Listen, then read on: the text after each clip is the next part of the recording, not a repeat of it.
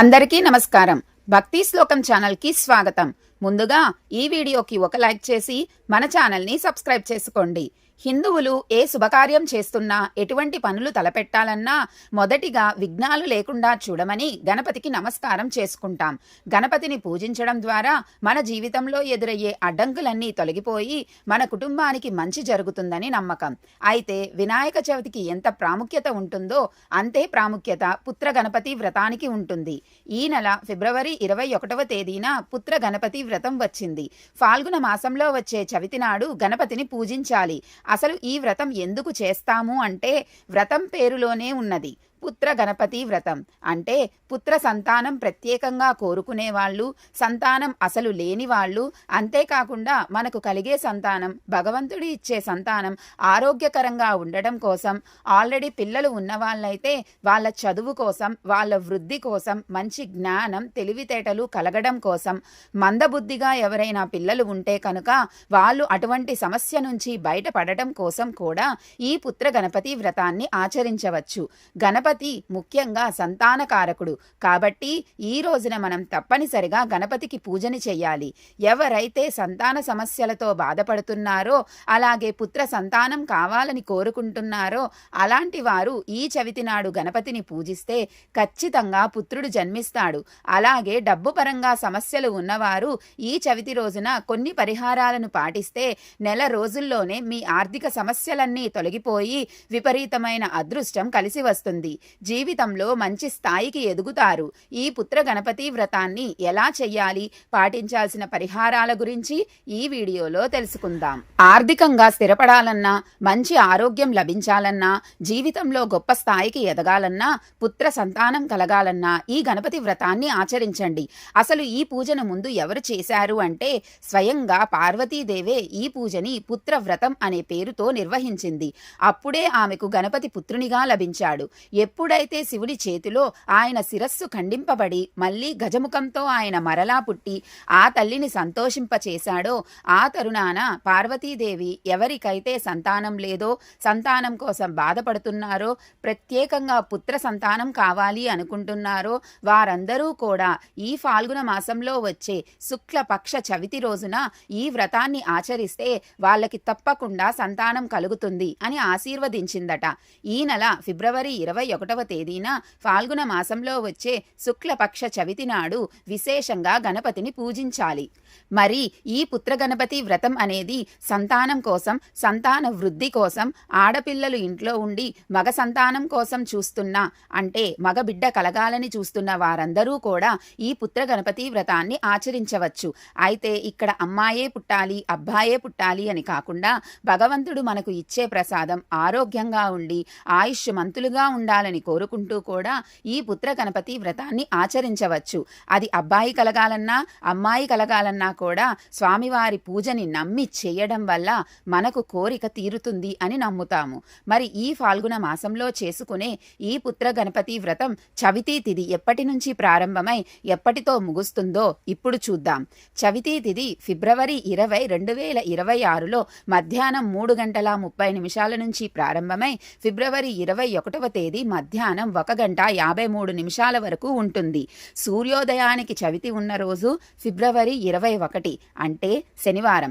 కాబట్టి 2026లో పుత్ర గణపతి వ్రతాన్ని ఫిబ్రవరి 21న ఆచరించాలి.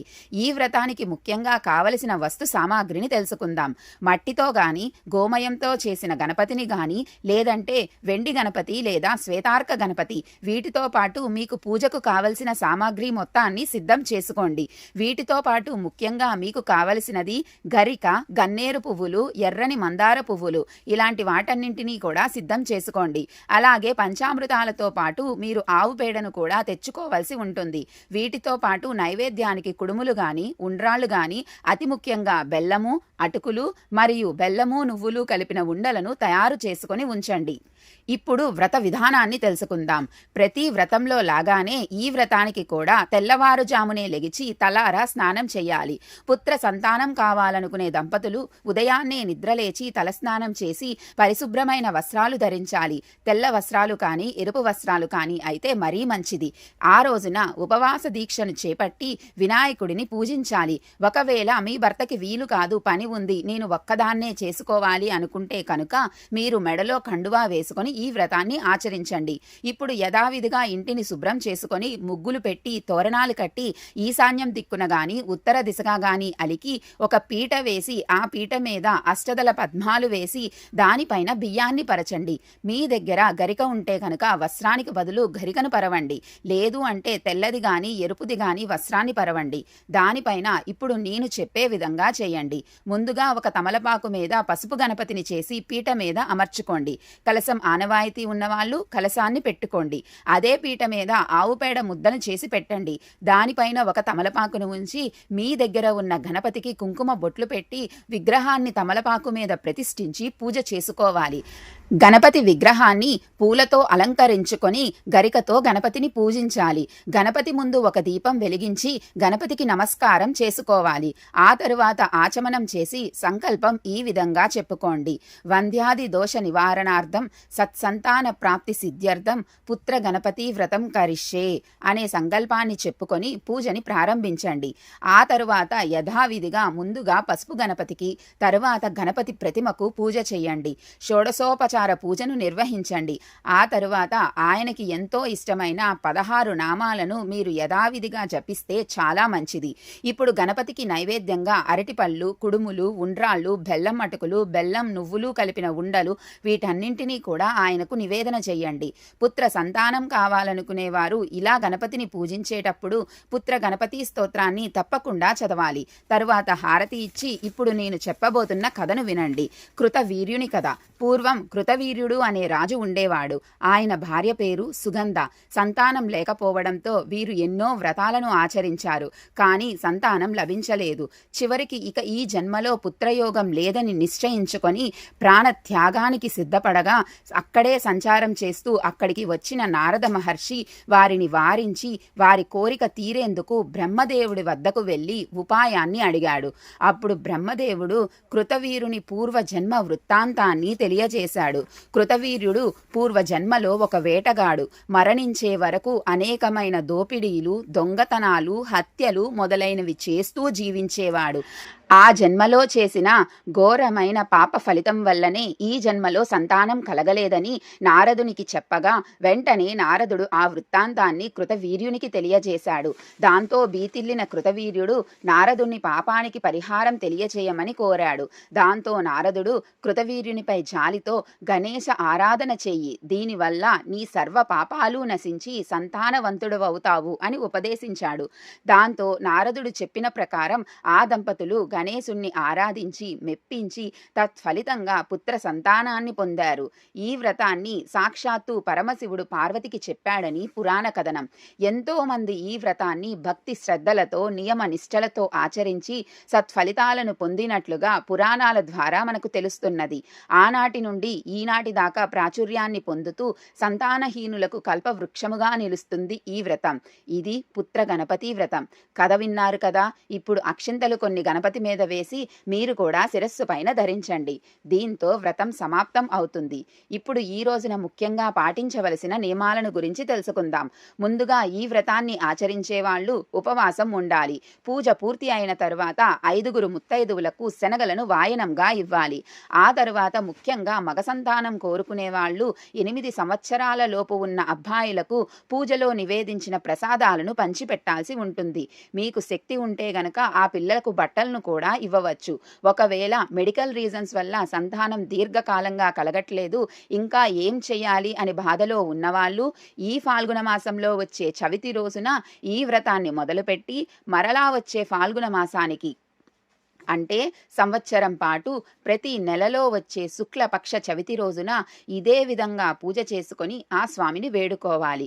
అప్పుడు తప్పకుండా సంతానం ఈ వ్రతం పూర్తయ్యే లోపలే కలుగుతుంది అని పెద్దలు చెప్తున్నారు. ఒకవేళ మాకు అంత శక్తి లేదండి, సంవత్సరం మొత్తం ఇంత పూజను మేము చెయ్యలేము, ఈ రోజు కూడా మా వల్ల కాదు, మాకు సమయం లేదు అనుకునే వాళ్ళు ఈ ఒక్క మంత్రాన్ని 108 సార్లు పఠించండి. ఓం కపిలాయ నమః. ఈ మంత్రాన్ని ఈ రోజునే కాదండి, సంవత్సరం మొత్తం ప్రతి నెలలో వచ్చే శుక్లపక్ష చవితి రోజున ఈ మంత్రాన్ని యథావిధిగా 108 నుంచి 1000 మార్లు పఠించాల్సి ఉంటుంది. అలాగే ఈ వ్రతం చేసిన రోజున బ్రహ్మచర్యం పాటించాల్సి ఉంటుంది. మరుసటి రోజున భార్యాభర్తలు ఇరువురూ కలవచ్చును. ఈ విధంగా ఉదయం పూజ చేసి సాయంత్రం కూడా దీపం వెలిగించి ఉపవాస దీక్షను విరమించాలి.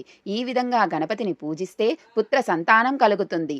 అలాగే కోరిన కోరికలన్నీ నెరవేరుతాయి. చివరిగా గణపతి విగ్రహాన్ని కదిలించి నీటిలో స్వామివారిని నిమజ్జనం చెయ్యాలి. 21వ తారీఖు మీరు ఇలా పూజ చేసుకొని ఆదివారం 22వ తారీఖు మీరు పూజాపీఠం కదపచ్చు. అంటే శనివారం ఉదయం సాయంత్రం కూడా పూజ చేసుకొని ఆదివారం ఉదయం మరొకసారి పూజ చేసి స్వామివారిని కదిపి తీసేయవచ్చు. ఒకవేళ అలా మాకు ఉంచటానికి అవ్వదు అనుకుంటే శనివారం రాత్రి మరొకసారి దీపారాధన చేస్తారు కదా, అప్పుడైనా కదిపేస్తే దీపారాధన కొండెక్కిన తర్వాత అన్నీ సర్దేసుకోవచ్చు. పసుపు వినాయకుడిని పట్టుకొని పటాన్ని పట్టుకొని 3 సార్లు పక్కన జరిపి పెట్టి కదపండి. అయితే చేసిన రోజు కదపకుండా ఆదివారం కదిపితే చాలా మంచిది. పసుపు వినాయకుడిని పెట్టుకున్న వాళ్ళు నీటిలో నిమజ్జనం చేసేసి ఏదైనా పచ్చని చెట్టు మొదట్లో, తులసి చెట్లో కాకుండా అయితే ఆ నీటిని వేసేయండి. ఈ విధంగా పుత్ర గణపతి వ్రతాన్ని ఆచరించాలి. ఈ ఫాల్గుణ మాసంలో వచ్చే చవితి చాలా స్పెషల్ అనే చెప్పవచ్చు. ఎందుకంటే ఈ చవితి రోజున ఎన్నో అమృత యోగాలు రూపొందుతున్నాయి. కాబట్టి ఫిబ్రవరి 21వ తేదీన ఎవరైతే గణపతిని భక్తి శ్రద్ధలతో పూజిస్తారో అలాంటి వారికి చాలా మంచి జరుగుతుంది. ఈ రోజున గణపతిని పూజించలేని వారు గణపతి ఆలయానికి వెళ్ళి ఒక గరికమాలను సమర్పిస్తే కోరుకున్న కోరికలన్నీ నెరవేరుతాయి. ఈ చవితి రోజున గణపతి ఆలయానికి వెళ్ళి గణపతి చుట్టూ ప్రదక్షిణాలు చేస్తే అష్టైశ్వర్యాలు సిద్ధిస్తాయని విశ్వాసం.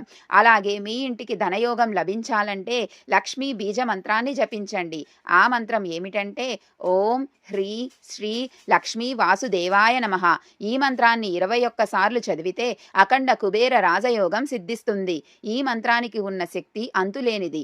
ఈ చవితి రోజున ప్రతి ఒక్కరూ ఇంటి గడపలకు పసుపు రాసి కుంకుమ బొట్లు పెట్టుకోవాలి. అలాగే ఇంటి గుమ్మానికి మామిడాకులు కట్టుకోవాలి. మీ ఇంటి గుమ్మం ఎంత అందంగా ఉంటే అంత ఐశ్వర్యం మీ ఇంట్లోకి చేరుతుంది. మనలో చాలా మందికి సొంతింటి కల ఉంటుంది, భూములు కొనాలనే ఆశ ఉంటుంది. అలాంటి వారు ఈ చవితి రోజున జిల్లేడు వత్తులతో దీపారాధన చేస్తే గణపతి అనుగ్రహంతో అధిక సంపదలు కలిగి మీ సొంత ఇంటి కల త్వరగా నెరవేరుతుంది.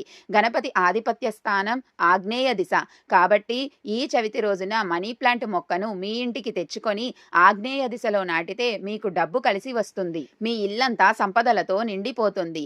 ఈ రోజున గణపతిని పూజించేవారు ఎరుపు రంగు వస్త్రాలను ధరించి గణపతిని పూజిస్తే మీరు చేసే పూజలకు రెట్టింపు పుణ్య ఫలితం లభిస్తుంది.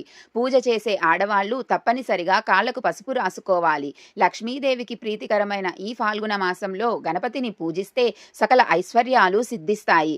అలాగే అప్పుల సమస్యలతో బాధపడేవారు 21 యాలకులను తీసుకొని వాటిని ఒక దారానికి గుచ్చి యాలకుల మాలలాగా తయారు చేసి గణపతి విగ్రహానికి వేస్తే అప్పుల సమస్యలన్నీ వెంటనే తీరిపోతాయి. అలాగే ఈ చవితి రోజున మీ ఇంటి గుమ్మం ముందు గణపతి చిత్రపటాన్ని పెట్టుకోండి. ఇంటి ముందు గణపతి పటం ఉంటే మీ ఇంటికి చాలా మంచి జరుగుతుంది. కుటుంబంలో ఎలాంటి సమస్యలు లేకుండా ఉంటాయి. ఈ చవితి రోజున జమ్మి చెట్టుకు ప్రదక్షిణాలు చేస్తే జాతక దోషాలన్నీ తొలగిపోతాయి. జమ్మి చెట్టు నీడలో నిలబడినా సరే మీ జాతకంలో అదృష్టం తాండవిస్తుంది. తెల్ల జిల్లేడు మొక్కని వినాయకుని మొక్కగా భావిస్తారు. కాబట్టి ఈ చవితి రోజున వివాహం కాని వాళ్ళు జిల్లేడు చెట్టుకు పసుపు నీళ్లు పోస్తే త్వరగా వివాహం అవుతుంది. మీ జీవితంలో ఉన్న కష్టాలన్నీ తొలగిపోయి మీ జాతకంలో అదృష్టం పెరగాలంటే ఈ చవితి రోజున ప్రతి ఒక్కరూ ఓం గం గణపతయే నమః అనే మంత్రాన్ని జపిస్తే మీకున్న సమస్యలన్నీ వెంటనే తొలగిపోతాయి. ఈ చవితి నాడు పొరపాటున కూడా డబ్బును అప్పుగా ఇవ్వకూడదు. అలాగే ఎవరి నుండి డబ్బులు తీసుకోకూడదు. ముఖ్యంగా ఈ చవితి నాడు విద్యార్థులు గణపతి ముందు గుంజీలు తీస్తే మంచి విద్యాబుద్ధులు సిద్ధిస్తాయి. పెళ్ళైన ఆడవాళ్లు గణపతి ముందు గుంజీళ్లు తీయకూడదు. చిన్నపిల్లలు మాత్రమే గణపతికి గుంజిళ్లు తీయవలను. గణపతి పూజలో తులసి ఆకులను ఉపయోగించకూడదు. వ్యాపారాల్లో అధిక లాభాలు రావాలంటే గణపతికి పంచామృతాలతో అభిషేకం చేసి జామ పండ్లను నైవేద్యంగా పెడితే మీ వ్యాపారంలో రెట్టింపు లాభాలు చేకూరుతాయి. అలాగే పేదలకు మీరు చెయ్యగలిగిన వారికి ఉపయోగపడే దానం చెయ్యండి. ఈ రోజున దానం చేయడం వల్ల గణేశుడి ప్రత్యేక ఆశీర్వాదం లభిస్తుంది. ఈ వీడియో మీకు నచ్చిందా? అయితే ఈ వీడియోకి ఒక లైక్ చేసి మన భక్తి శ్లోకం ఛానల్ని సబ్స్క్రైబ్ చేసుకోండి. మరొక మంచి వీడియోతో మళ్ళీ కలుద్దాం. సర్వేజన సుఖినో భవంతు.